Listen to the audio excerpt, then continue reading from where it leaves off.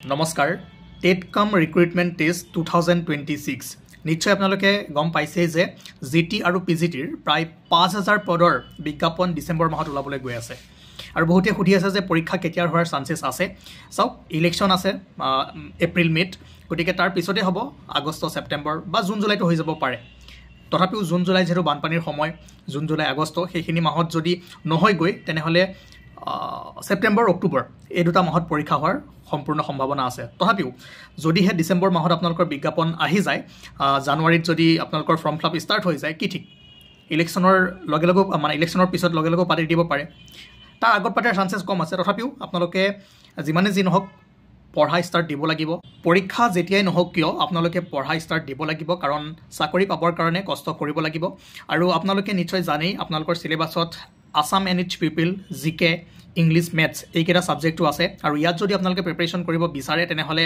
আমাৰ KSGS Assam follow' কৰিব পাৰে ইয়াৰ আগত যিসকলে পঢ়িছিলে তেওঁলোকৰ পৰা সুধিব পাৰে যে আমি যিখিনি বস্তু দিছিলোঁ যিখিনি পঢ়ুৱাইছিলোঁ তাৰ পৰা বহুখিনি বস্তু তেওঁলোকে পঢ়িব পাৰিছিলে আৰু আপোনালোকৰ কাম সহজ হৈ যাব কাৰণ PYQ হওক বা যিমানখিনি টপিক আছে অসমৰ অভাৰঅল অসমৰ যিমানখিনি টপিক আছে সেইবোৰ আমি কভাৰ কৰোঁ আপোনালোকে আগৰ প্লেলিষ্টসমূহ চাব পাৰে আসাম এনএইচ পিপল বুলি বনোৱা হৈ আছে তাত জিকেও দিয়া হৈ আছে MCQs কৰোৱা হৈ আছে PYQs কৰোৱা হৈ আছে ঠিক আছে ইংলিছ আৰু মেথছৰ সেশনবোৰ নতুনকৈ এড কৰি দিম আৰু বিশেষকৈ যিবোৰ কাৰেণ্ট এফেয়াৰ্ছ আছে আসাম স্পেচিফিক সেইখিনি মই আপোনালোকক ইউটিউবত দিয়াই আছোঁ ইউটিউবত প্লেলিষ্ট এটা বনোৱা হৈ আছে সেইটো ফ'ল' কৰিব পাৰে আৰু আপোনালোকে গ্ৰুপ জইন কৰক যদি এই নোটছখিনি পাব বিচাৰে ভালদৰে পঢ়িব বিচাৰে তেনেহ'লে মই এটা নাম্বাৰ দি দিছোঁ কমেণ্ট ছেকশ্যনত সেই নাম্বাৰটোত আপোনালোকে কণ্টেক্ট কৰক ঠিক আছে আৰু আপোনালোকে যিসকলে আপোনালোকৰ লগৰ দাদা হওক বাইদেউ হওক বা লগৰ বন্ধু বান্ধৱে এইবাৰ অলৰেডি হেৰি হৈ গ'ল চাগে ন মইতো ইমান মন কৰা নাই এপইণ্টমেণ্ট চাগে দিলে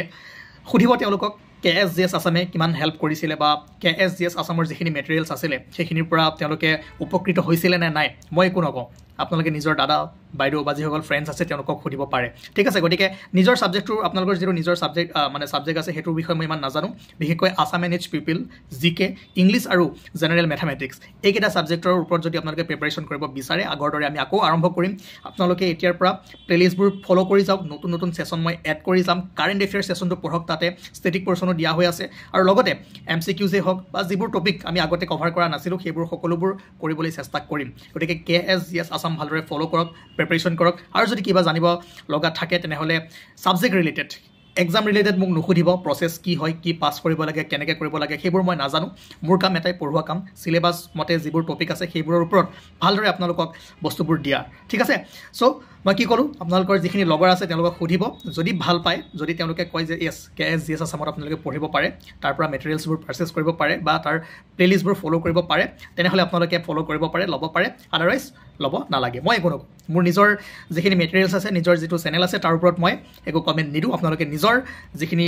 চিনাকি আছে তেওঁলোকৰ পৰা সুধি ল'ব থেংক ইউ